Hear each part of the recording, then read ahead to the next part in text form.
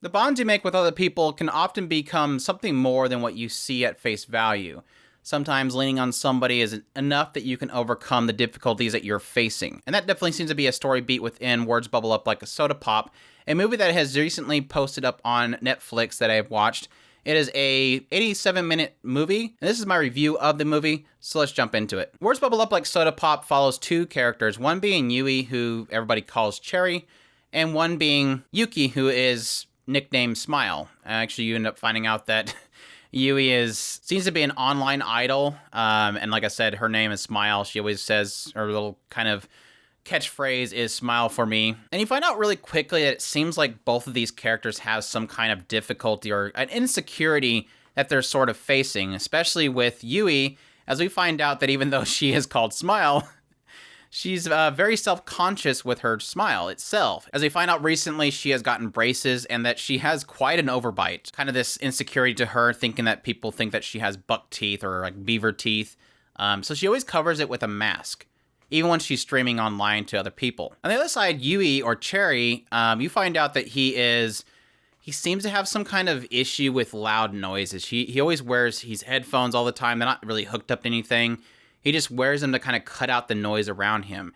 But he's really into haikus, and he kind of walks around with this smartphone case that has a book inside of it, this dictionary for words that he uses to write haiku on a regular basis. He says later that it's kind of his way of being able to express his own words. And the two of these end up meeting through kind of a random circumstance, as this guy, Beaver, is kind of running around this mall with this cutout, and he ends up bumping into the two of them, and they kind of clash. But then following this, her mask falls off, he makes note of her braces, and she quickly grabs his phone on accident and runs off. And through them basically trying to contact each other to, get the phones re-exchanged, they end up kind of meeting for a brief moment, and then over time, their random meeting ends up kind of forming this bond over time, as she kind of wants to know more about him and he wants to know more about her. And on the side, they have this kind of overarching story that ends up being the vessel that kind of forms this bond between the two of them. And that is this certain old man that is actually at this old people's home that Cherry is actually a part of. This old man, Fujiyama, he's looking for a record. And it was kind of one of those things where right when the movie first started and he's looking for this record, I'm like, this is going to be important. I just know this is going to be important. He's looking for this record to put inside of this sleeve that he always carries around. And like I said, through them probably basically trying to figure out what this record is and what the significance of it is, ends up being the vessel to kind of bring these two together and ultimately bring it to its climax. Visually, I did enjoy this show. I think it has a very unique style to it. I would say that the more heavy action set pieces, which was really just the mall scene that kind of brought the two of them together. This whole scene where this Beaver boy is running around with this cutout, or standee rather, really wasn't. It was one of those cases where they almost get to Looney Tunes, over eccentric, overly over the top expressions and movements that create, I guess, velocity. And I wasn't really a huge fan of that particular use of their animation style, but overall, I really did enjoy the series. They did use CGI here and there, but it wasn't too standing out. But overall, I really did enjoy the style. I like the character designs. I actually have to make a point. When I first started watching this movie, I immediately said, man, I did not know that Sakura from Zombieland Saga had her own movie, because Yuki just screams Sakura from Zombieland Saga. She just looks just like her. She has the same kind of expressions. She has the same kind of hairstyling, big forehead kind of thing. Everything just really kind of fits Sakura from Zombieland Saga. But yeah, I really did enjoy the styles. I thought Sakura was way cute. I felt for her. I understand the idea of having that insecurities, and she definitely had those. And I loved watching her as she kind of slowly, not that she, gains the acceptance of what she has, but more of the idea of, again, like I mentioned at the very beginning, it's not so much about acceptance of it, but rather finding that others do find it, beauty in it. I really did love a particular haiku that ends up coming to play later on that is tied to Cherry, that I think actually does, or not Cherry, I want to call him Cherry because it's a nickname, Cherry. Cherry kind of puts into perspective. There was also a lot of story choices that they made in this movie that I really did think was extremely clever. And it's funny because at first it didn't seem like it had much value to it, but over time you start to realize how important it is. And that was the haikus themselves. I'm not a huge fan of haikus. I mean, they're fine. I'm not a fan of them. I don't go out of my way to read them or anything like that. But I'm fine with them. It's just like poetry. I'm not a huge fan of poetry. I acknowledge it and I respect it for what it is. But what was interesting is that they had this whole element where there's a boy that's always around Cherry and his friend Beaver, which actually goes around and just basically doing graffiti. He writes haikus all over the place, and they're haikus that Cherry wrote. And you kind of find out that he's writing these in order to learn English, or not English, but Japanese writing. And in doing so, he's marking everything with Cherry's haikus. And obviously it's embarrassing to Cherry because he doesn't want that unneeded attention. But what was cool is at some point you realize that this graffiti that's in random locations and random shots throughout the entire movie are actually telling a story. They're telling the inner thoughts of Cherry, because how does he express himself? He expresses himself through his haiku. And what you end up finding out is that the haiku that is on all these objects are essentially his internal struggles and thoughts painted on a wall. You don't jump to a scene seeing Cherry and he's suddenly randomly in thought and you having this long inner dialogue of his thought process, his struggles, what he's going through. No, what you'll find is that it's written on the walls. And those are his thoughts. Those are the struggles that he's having. Those are his expressions. And it's graffiti. It's random. It's in different places. But it is this dialogue that's happening, which I thought was very, very clever. And thankfully not something that they just come out and say, read these. It doesn't come out and say, oh, those are my thoughts on the wall. Or, hey, these are his thoughts, aren't they? Yes, these are his thoughts. It's just there. And if you notice it, it adds to the movie itself. Not that it's required, but it adds to the feeling itself. I think my only kind of frustration that I have is more kind of an anime storytelling thing in general, is the over-reliance on the moving trope. And I think really early on it kind of lays out this idea that Cherry is moving. He comes home at one time and he breaks down a box and starts putting stuff in a box.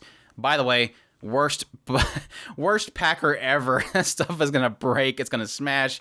I don't know what you're thinking, but it's this idea that a lot of these, especially movies themselves, rely heavily on the idea of separation established very quickly. The idea of love that's developed, and oh, by the way, moving. Oh, love developed, oh, moving. It's kind of a tired thing at this point. Not that it ruins this movie in any way, don't get me wrong. I feel it's like one of those things where we really need to stop doing this. Like, let's move on from this trope. I think it's just like kind of I don't know that it adds any value, but the idea of if somebody is willing to let something go, the idea of don't even bother with establishing something that will be broken, which I think is cool. But like I said, there's not really much you can say from it. It's not something that you're going to get too much. You're not going to break any new ground with the kind of statement that it's going to create. I think Smile herself was a huge surprise in this movie in general, and the idea that I think she was kind of the one that was more, I guess, very forward. Like her being able to really kind of step forward and communicate with Cherry is definitely refreshing. Definitely a different style of character than typical. Usually one of the more timid type characters who doesn't really kind of speak out and, advance at somebody. Not that she was being forward in a way that's, romantically or anything, but just forward in the idea that she's willing to communicate and step out there and want to learn more about him. And I really did like that. And of course, it was kind of the bond that was created through his haiku. She did enjoy it.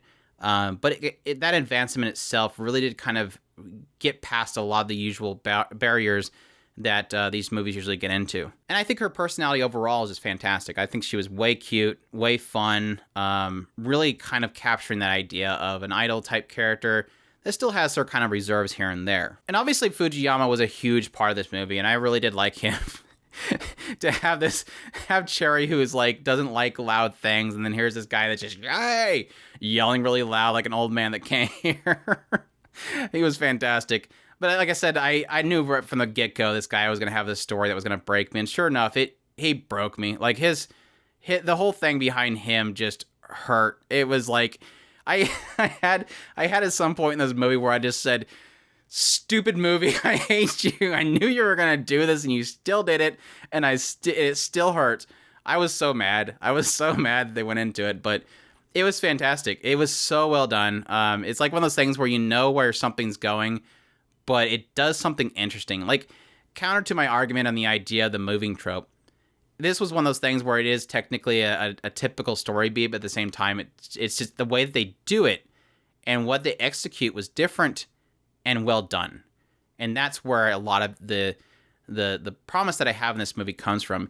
It's like when I think overall with this movie, my thoughts on it, I honestly think like a good majority of the movie is really kind of centered around Smile and Cherry meeting each other. And yes, it's cute, and I enjoy their kind of time together.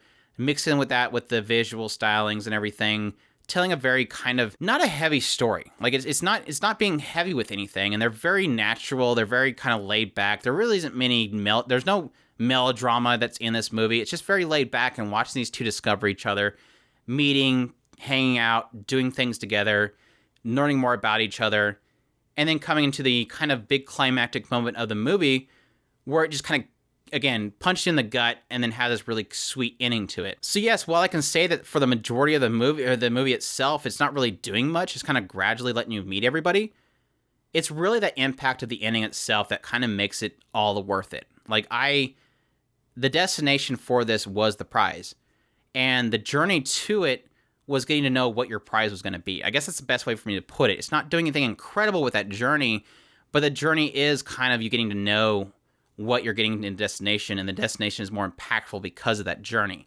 And I do respect that. And I think that's really where a lot of people are probably going to find their enjoyment. Don't expect this is going to be constant twists and turns. This is a gradual advancement to this big, it's technically a movie. That's technically what movies do, but it did it well. And I really did enjoy the ending. The ending, like I said, it got me really bad, and I loved it. So definitely suggest you guys check out Words Bubble Up Like Soda Pop. Definitely a suggestion from me. Really cool little movie. Again, it doesn't really do anything super incredible, but it has a really impactful ending and that I really did enjoy. So if anything of that sounds interesting to you, definitely check it out. I hope you guys enjoyed my review of Words Bubble Up Like Soda Pop. If you did, leave a like down below. Comment, let me know what you thought of the movie or if you're going to check it out. Subscribe if you haven't already. And I thank you all for watching. Share this video if you can, and y'all take care.